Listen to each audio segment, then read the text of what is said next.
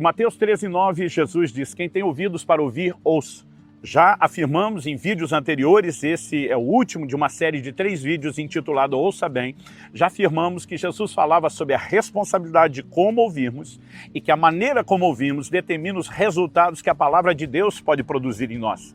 E nesse estudo que temos feito da parábola do semeador e das afirmações de Jesus relacionadas a ela, vimos que o conhecimento é uma chave. Esse é o assunto da nossa conversa hoje. Fique comigo e nos próximos minutos nós vamos entender melhor isso.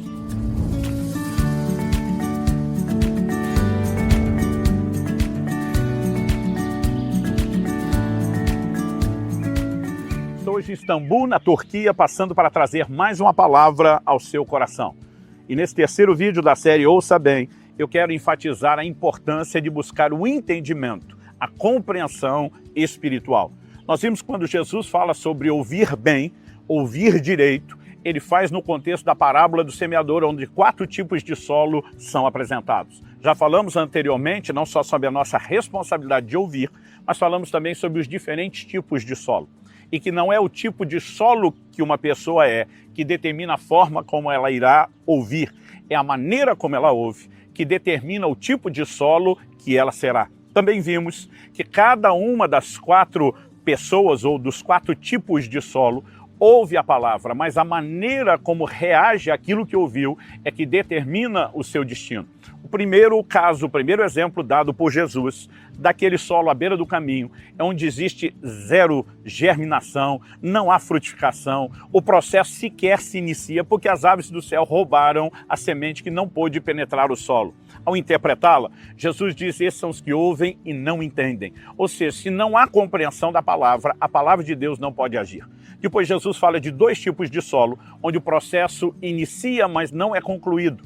É o solo pedregoso e também o terreno cheio de espinhos. Mas no 4º tipo de solo, que é aquele onde há frutificação, e diga-se, ressalte-se aqui, frutificação exponencial, o Senhor Jesus diz: esses são os que ouvem a palavra de Deus e a compreendem.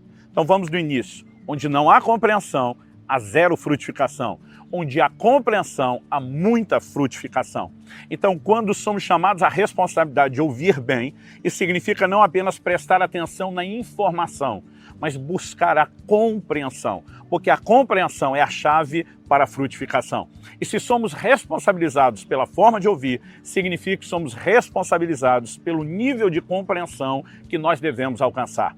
Falei no primeiro vídeo da série da responsabilidade de ouvir que isso não exclui a ação de Deus. O homem não pode absolutamente nada sem Deus. Jesus deixou claro lá em João 15, sem mim nada podeis fazer.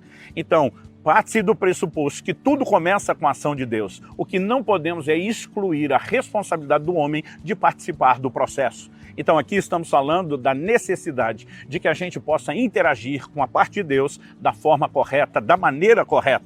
E isso envolve buscar essa compreensão que é a chave para a frutificação. Não a alcançaremos, não a experimentaremos sem a ação divina, mas também Deus não fará sem que a gente se posicione e interaja corretamente com Ele. Então, a respeito de buscar o entendimento, vamos começar pela responsabilidade do homem, como destaquei no primeiro vídeo.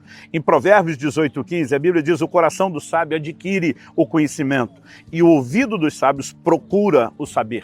O conhecimento deve ser adquirido, o saber deve ser procurado. Significa que o conhecimento e o saber não nos procuram, nós é que devemos procurá-los. Temos a responsabilidade de tomar a iniciativa, porque o conhecimento não virá por download gratuito enquanto você dorme, usando a lei do mínimo esforço. Temos a responsabilidade de correr atrás dele. Então, a partir do momento que entendemos a responsabilidade de ir atrás do conhecimento, precisamos entender a bênção de se alcançá-lo e o prejuízo de não buscá-lo. Por exemplo, em Oséias 4:6, a Bíblia nos mostra que a falta de conhecimento produz prejuízo na nossa vida espiritual. A Bíblia diz: o meu povo está sendo destruído, pois lhe falta o conhecimento.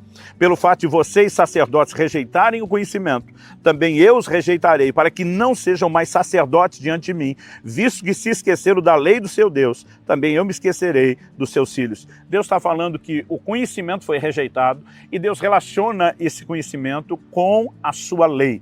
Então, quando falta o conhecimento, a Bíblia diz: o povo perece, o povo é destruído. Por outro lado, sabemos também que Nosso Senhor afirmou: conhecereis a verdade e a verdade vos libertará. Já vi muita gente dizer, a verdade liberta. Eu digo, não é bem isso, é o conhecimento da verdade. Porque uma verdade não conhecida, ela não tem o poder de ação na vida de ninguém. Mas o conhecimento, e por conhecimento, diga-se mais do que meramente informação, a compreensão é que tem o poder de nos libertar, que tem o poder de remover o prejuízo que a ignorância espiritual produz. Agora, para que possamos alcançar o conhecimento, sabemos se a fonte do conhecimento a ser buscado é a própria palavra. Alguns de nós podemos apenas pressupor que tudo que precisamos fazer é ler a Bíblia, né? Ou escutar, além da leitura, que é a base, o ponto de tudo, aqueles que a ensinam. Mas eu diria que é mais do que isso. Obviamente, sem a leitura e a meditação da palavra, nós não iremos a lugar nenhum em termos de conhecimento.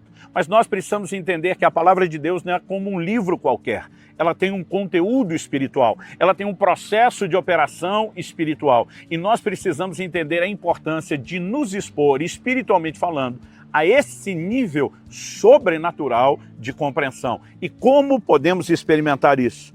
No Salmo 119, no verso 18, um salmo de louvor à palavra de Deus, e vale a pena você tirar tempo, né, lendo esse que é o maior capítulo da Bíblia, não só o maior salmo, mas o maior capítulo da Bíblia, vendo a importância que a palavra de Deus tem, o quanto ela era exaltada, reconhecida, né, o quão destacados eram as áreas de ação e operação da palavra de Deus. E o salmista, nesse salmo de louvor, a palavra diz, no Salmo 119, 18, diz, vendo os meus olhos, para que eu contemple as maravilhas da sua lei. Em outras palavras, ele está dizendo, se o Senhor não remover o véu, eu não vou enxergar aquilo que está fora do alcance da minha visão. Ele estava dizendo, eu não consigo compreender todas as maravilhas somente lendo o que está diante de mim. Eu preciso de uma visão extra, de uma capacidade de percepção que é espiritual. E ele busca isso como? Por meio da oração.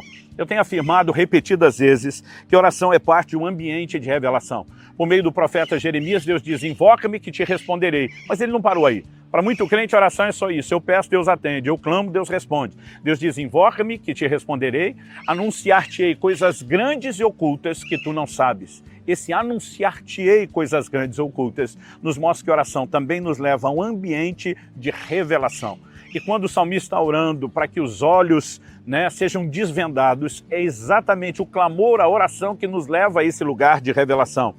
Você pode somar a essa ideia as orações e as intercessões de Paulo que são registradas no Novo Testamento.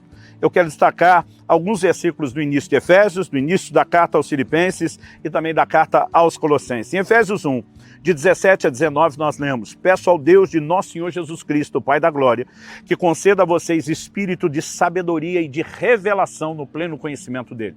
Sabedoria e revelação, não só no conhecimento, mas no pleno, no conhecimento completo dele. Peço que ele ilumine os olhos do coração de vocês, para que saibam qual a esperança da vocação de vocês, qual a riqueza da glória da sua herança nos santos e qual a suprema grandeza do seu poder sobre nós os que cremos, segundo a eficácia da força do seu poder. Onde ele diz para que saibam qual é a esperança, qual é a riqueza, qual é a suprema grandeza. E ele está falando de olhos iluminados, de percepção espiritual, de revelação.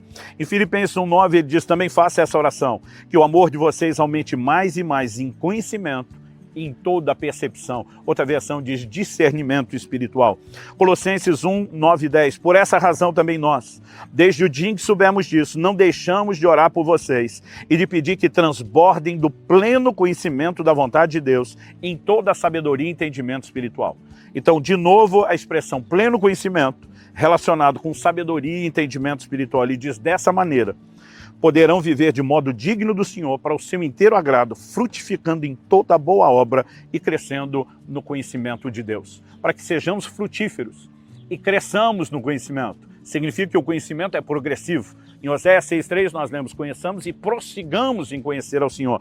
Para isso nós precisamos daquilo que Paulo ora por 3 igrejas distintas. Pela igreja de Éfeso, pelos irmãos da igreja de Filipos e também pelos da igreja de Colossos. Ele está clamando por entendimento espiritual, por percepção, por revelação.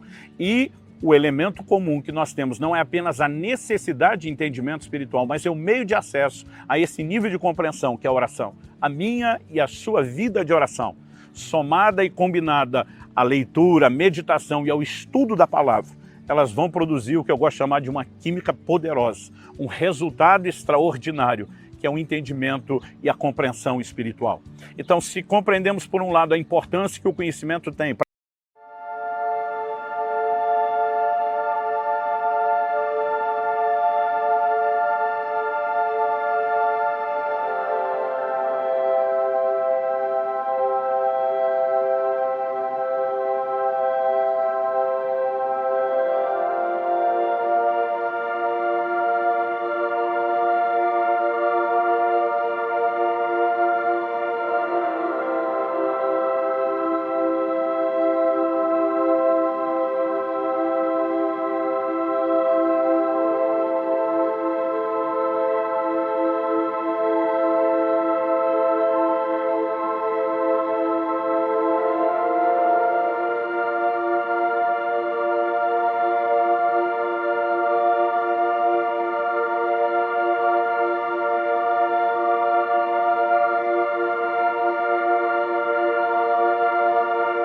que haja frutificação.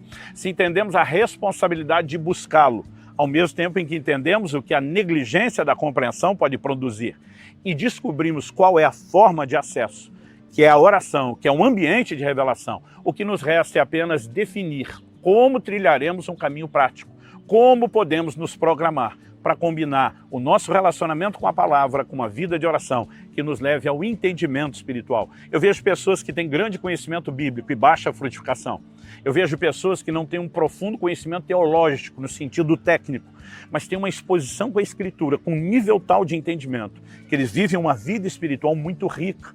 Isso não significa que nós vamos depreciar o que outro que não é tão frutífero quanto ele tem, que é o entendimento teológico. Isso significa que nós temos que exaltar aquilo que essas pessoas descobriram, que é a combinação de um entendimento espiritual. Então eu digo às pessoas, se somarmos o entendimento natural, técnico, com o entendimento espiritual, que é aquele que é revolucionário e produz frutificação, então nós temos um lucro ainda maior. A minha tentativa aqui não é enaltecer um a ponto de desprezar outro, é juntar todos os níveis de conhecimento e compreensão, sem excluir a essência ou aquilo que é principal, que é o entendimento espiritual, porque esse vai garantir uma vida frutífera. Que Deus nos ajude não apenas na compreensão, mas no posicionamento de corresponder com as verdades que nós estamos ouvindo. Eu espero que ao final desses 3 vídeos intitulados essa série Ouça Bem, você possa avaliar a maneira como tem lidado com as Escrituras, né? Como tem ouvido a palavra de Deus e decidir fazer